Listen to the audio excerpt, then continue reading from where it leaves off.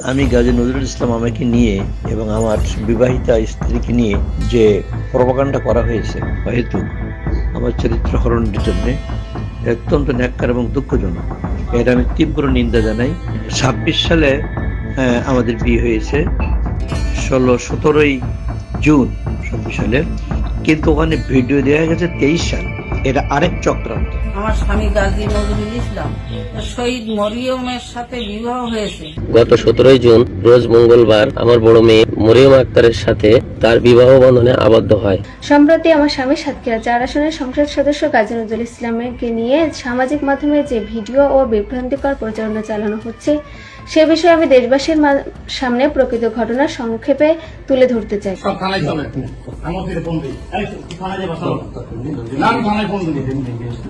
সাতক্ষীরা ৪ আসনের সংসদ সদস্য ও বাংলাদেশ জামায়াতে ইসলামীর নেতা গাজী নজরুল ইসলামকে ঘিরে একটি ব্যক্তিগত ভিডিও সামাজিক যোগাযোগ মাধ্যমে ভাইরাল হওয়ার পর দেশজুড়ে ব্যাপক আলোচনা সমালোচনার সৃষ্টি হয়েছে।